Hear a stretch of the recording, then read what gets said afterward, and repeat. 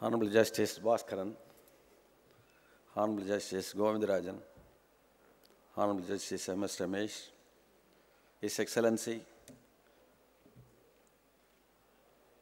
Dr. V.R. Sambat, and my co-speakers. I am told time is out. I will give you just the bullet points for the causes for the development of economic resources, which is the causes. Unless there is a cause for development, resources and sources, there cannot be a development. So law is concerned, law functions as a superstructure of economy, and in various fields, the researchers found the basic ground for development of economy is agrarian basis. Agrarian basis means relating to agriculture, land, industry on the land, cost of the land, situation of the land, suitability of the land for the purpose of manufacturing and development of the industry for the purpose of promotion and export and import. These are the basic structure, basic necessity for a development of an economy of a country, which is very much available in our country. So we talk about economical developments. Various authors in the world ultimately come to a conclusion that what our forefathers said, Varappu uyara neer uyarum, neer uyara nel uyarum, nel uyara naadu uyarum. All these informations have been left by our forefathers, which in the Western countries they have researched for years together and ultimately come to the same conclusion which our forefathers left. So the land is the most important factor for the purpose of development of a nation, where the growth of industry is.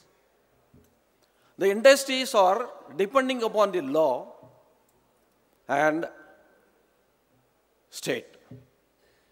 Unless the state encourages the industries by giving incentives, concessions, exemptions for the products which have been manufactured by industries, products will not be manufactured unless these products are exported to foreign countries. Country will not get foreign exchange. So to get a foreign exchange, there should be an industry. Various types of industries, cottage industries and different types of industries which manufacture and produce different kinds of products. And these products are manufactured according to its reception by the or utility by the mass. The utility of the products is the most important factor for generating money, economy. The money will be floated only in the commerce where the products are sold out. Mere manufacture is not a development. The product must reach the public and the public must purchase more and more product of a particular commodity. So a particular commodity will be sold. For example, in Tamil Nadu, lot of cars are sold. In each house we have 1 or 2 cars. So the manufacture resulting the purchase and reaching the public will generate funds. That funds will be used for the government. The sources of the government, money is the sources for the government for its development. For all these things, 2 things are necessary. One is the entrepreneurs or the person who starts the industry must have an intention to continuously manufacture the activities. A continuous action of a manufacturer or industry is the most important factor. For its survival, the government must support by giving incentives, exemptions like that. So the operation of the manufacturing activities and the development of the products to reach the public, various laws have been enacted by the government, and those laws have been referred by our earlier speakers. Therefore, I restrict naming the statutes. Regarding the exemptions, Article 286 of our Indian Constitution gives exemption to import and export. All import are exempted, all exports are exempted. Similarly, those goods which are meant for export, that is a prior sale before export, is also exempted, and sale in the course of import also exempted. So this gives a boost to the manufacturers and traders to import commodity and export commodity. Therefore, India will get foreign exchange. Our country is having lot of potential to accommodate all types of business.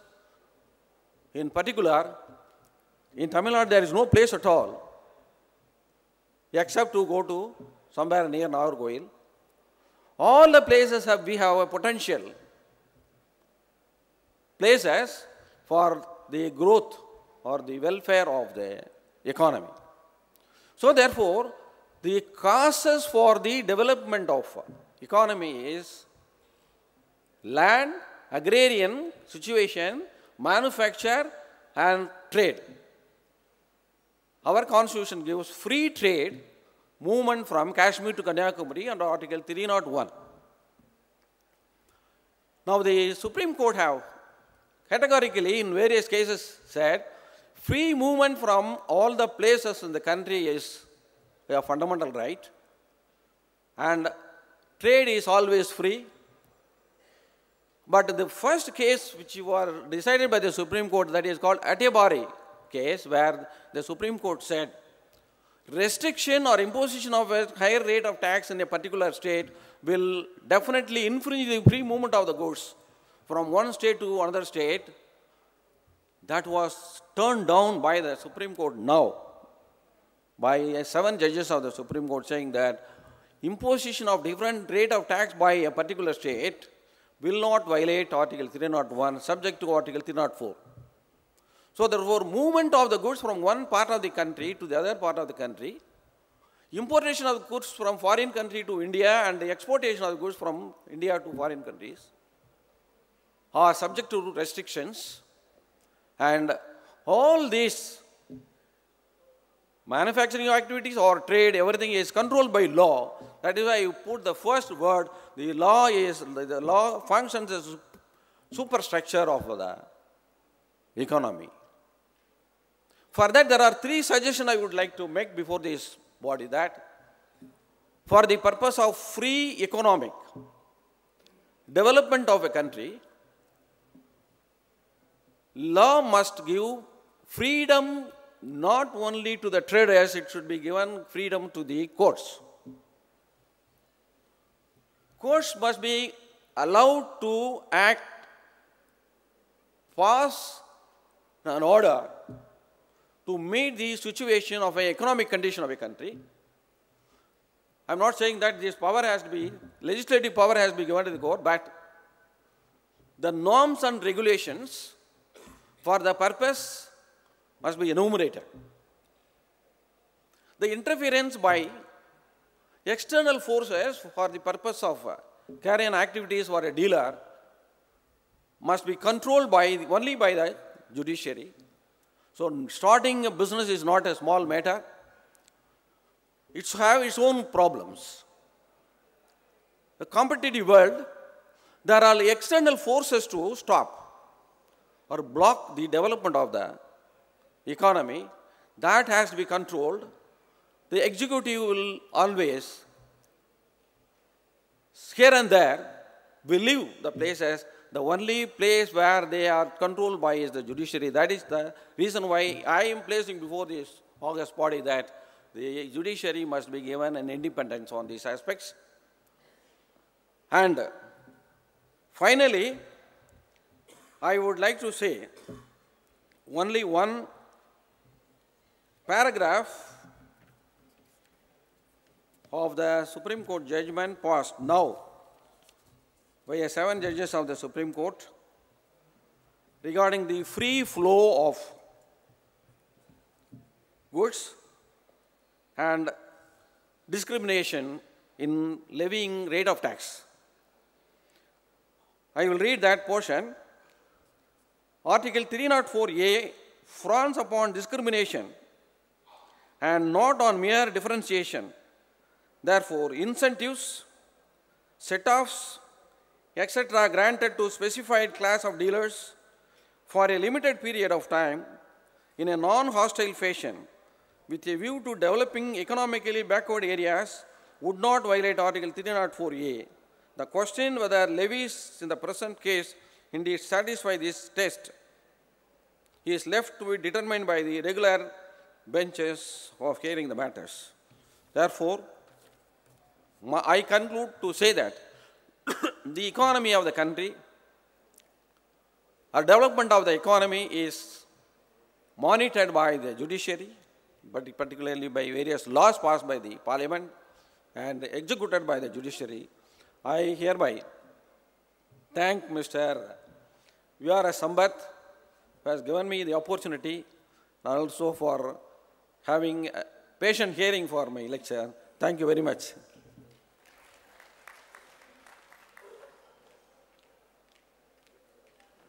Thank you so much, sir, for your valuable speech. And before hearing from Mr. A. Ravindran, we would like to thank him for making all the efforts to come from Singapore. And may I request Mr. A. Ravindran, Advocate, former Member of Parliament, Singapore, to address the chamber.